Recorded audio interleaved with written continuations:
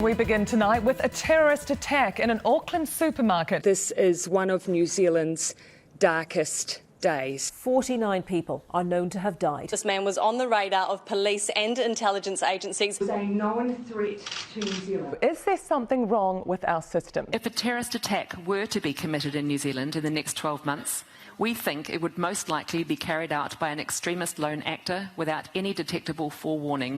Radicalisation within New Zealand needs to be tackled head-on. The previous videos are clips of broadcasting channels reporting on two previous attacks within New Zealand. The first being the 2019 Christchurch mosque attack which killed 51 people, and the second being a recent terrorist attack carried out at a supermarket in Auckland, where 6 people were injured. The correlation between a rise in extremism in New Zealand has been tied to an influx of technology. In response to this, the counter-terrorism measures in place right now need to be improved in order to keep our communities safe. Our laws are outdated and are not designed for current society. This can be seen by the government's incompetence surrounding letting people with ties to terrorism into the country and deporting potential extremists.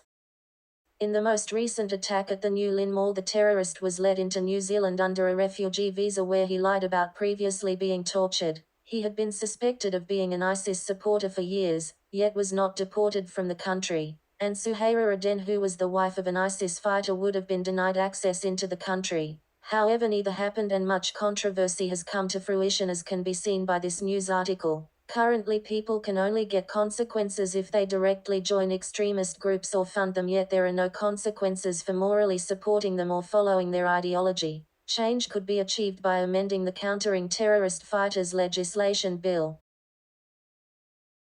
There are many different ways in which terrorist groups spread their propaganda, such as Facebook, family members, blogs, friends, YouTube and Twitter.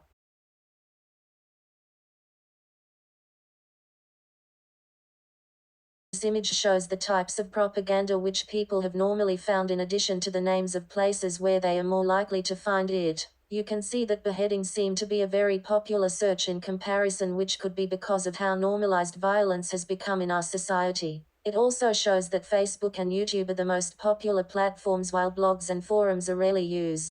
This is a huge change in comparison to 10 to 20 years ago when all the current New Zealand laws on terrorism were made amended. As a consequence, radicalisation has run rampant throughout the country because of how easy it has become to find propaganda. Aaron Zellin, a scholar at the Washington Institute, states that one does not necessarily need to seek out these sites anymore. With the ability to find propaganda so easily, anyone could be at risk of accessing it, including close family members and friends. People with certain personality types who are normally distant and who have a harder time connecting with their peers are at even higher risk, in particular those who are isolated from the rest of society. So how could the government improve?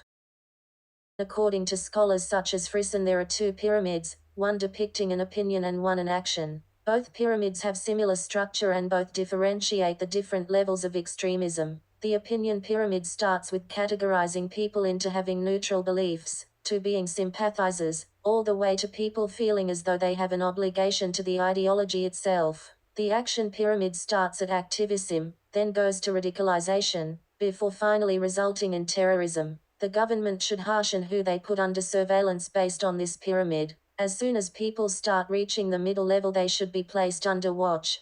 Ideas from overseas surrounding training teachers to prevent the radicalization of students could also be used in New Zealand. In England, Denmark, and Wales, bills such as the 2015 Counter-Terrorism and Security Act have enabled teachers to be the first line of defense against extremism. The results of this have been positive, as teachers are some of the first people to notice if a student is not socializing normally or showing warning signs. Their training to spot potential suspects could incorporate the opinion and action pyramids and could be very successful if the government was to implement this.